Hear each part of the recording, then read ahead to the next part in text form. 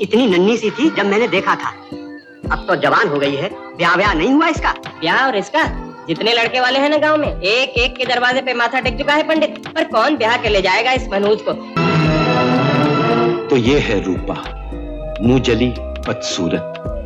ये सवाल मैंने कभी किया नहीं, लेकिन मेरे जहन में किसी ने डाला कि जब आपको बारिश के अंदर नहलवाते हैं तो प्रोड्यूसर की यहाँ बारिश होती है पैसों की।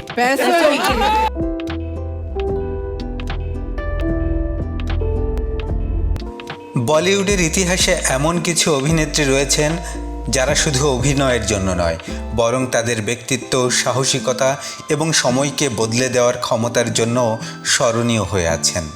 তাদের মধ্যে অন্যতম হলেন জিনাত আমান।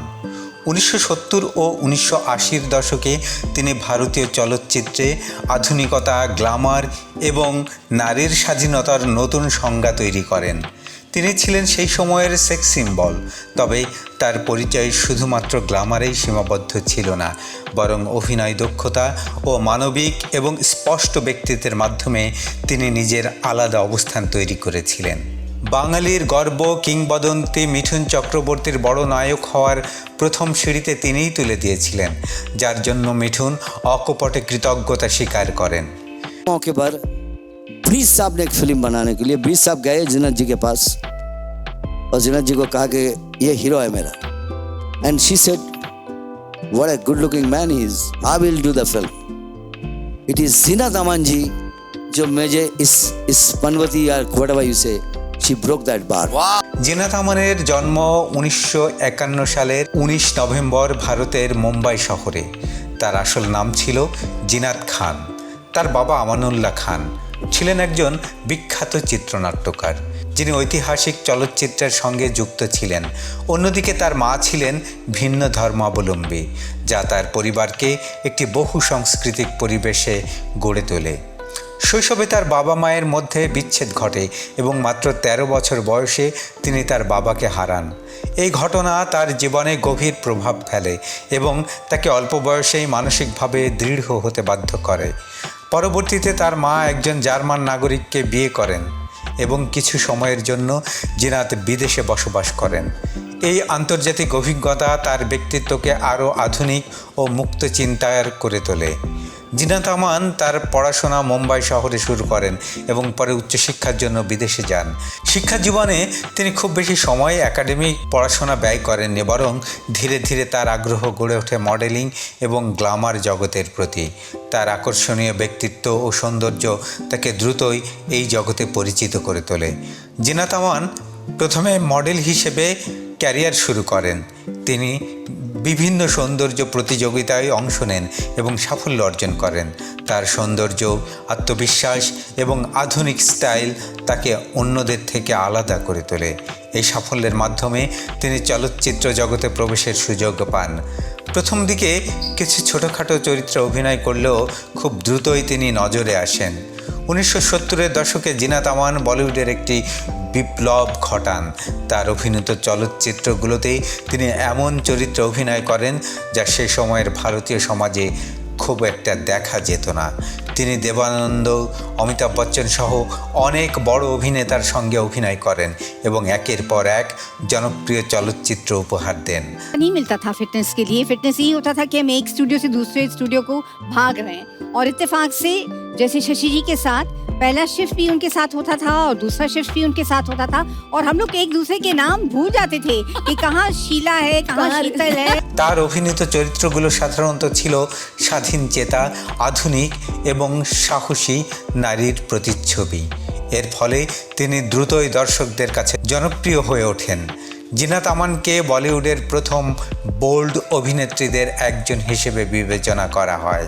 তিনি এমন পোশাক ও চরিত্র অভিনয় করেন যা সে সময়ের সমাজে অনেকটাই নতুন ছিল। এর কারণে তিনি যেমন প্রশংসা পেয়েছেন, তেমনই সমালোচনার মুখেও পড়েছেন। তবে তিনি কখনোই নিজের স্টাইল বা অবস্থান থেকে সরে আসেননি, বরং তিনি প্রমাণ করেছেন যে একজন নারী নিজের সিদ্ধান্ত নিজেই নিতে পারে এবং সমাজের গণ্ডি ভেঙে এগিয়ে যেতে পারে। জিনাত আমানের ব্যক্তিগত জীবন ছিল অনেকটা নাটকীয়। তিনি প্রথমে অভিনেতা ও পরিচালক সঞ্জয় খানের সঙ্গে সম্পর্কে জড়ান, যা পরবর্তীতে ভেঙে যায়। পরে তিনি মাজহার খানকে বিয়ে করেন। এই দাম্পত্য জীবন প্রায় 12 বছর স্থায়ী হয়। তবে এই সম্পর্কেও সুখ ছিল না বলে বিভিন্ন সূত্রে জানা যায়। তার ব্যক্তিগত জীবনের নানা ওঠানামা সত্ত্বেও তিনি নিজের ক্যারিয়ার চালিয়ে যান এবং সন্তানদের লালন পালন করেন। জিনাত আমান তার ক্যারিয়ারে বহু জনপ্রিয় চলচ্চিত্রে অভিনয় করেছেন। তিনি শুধু গ্ল্যামার নয়, অভিনয় দক্ষতার জন্য প্রশংসিত হন। 1970-80 দশকে তিনি বলিউডের অন্যতম শীর্ষ অভিনেত্রী ছিলেন এবং তার অভিনীত অনেক চলচ্চিত্র আজও ক্লাসিক হিসেবে বিবেচিত। তার অভিনয় শৈলী ছিল স্বাভাবিক, আত্মবিশ্বাসী এবং আধুনিক। তিনি নারী স্বাধীনতা ও ব্যক্তিত্বকে সিনেমার মাধ্যমে তুলে ধরেছেন। জিনাত আমানের জীবন শুধুই সাফল্যের গল্প নয়, এতে রয়েছে বহু চ্যালেঞ্জও। পারিবারিক সমস্যা, সম্পর্কের জটিলতা এবং শারীরিক অসুস্থতার মুখোমুখি হয়েছেন। 2023 সালে তিনি অসুস্থ হয়ে পড়েন এবং কিছুদিন শয্যাশায়ী ছিলেন। এছাড়া সাম্প্রতিক সময়ে তিনি যৌন হয়রানির অভিযোগও দায়ের করেছেন, যা তার জীবনের আরেকটি কঠিন অধ্যায়কে তুলে ধরে। তবুও তিনি সব বাধা অতিক্রম করে নিজের অবস্থান ধরে রেখেছেন। বর্তমানে জিনাত আমান চলচ্চিত্রে নিয়মিত অভিনয় না করলেও সামাজিক যোগাযোগ মাধ্যমে বেশ সক্রিয়। তিনি তার স্টাইল ও আত্মবিশ্বাসের মাধ্যমে প্রমাণ করেছেন যে বয়স কোনো বাধা নয়। 70 বছর পেরিয়েও তিনি ফ্যাশন ও ব্যক্তিত্বের দিক থেকে অনুপ্রেরণার প্রতীক হয়ে আছেন। তার জীবনের উপর একটি বায়োপিক নির্মাণের কথাও আলোচনায় এসেছে, যা তার জীবনের অজানা দিকগুলো তুলে ধরবে। জিনাত আমান শুধু একজন অভিনেত্রী নন, তিনি একটি যুগের প্রতীক।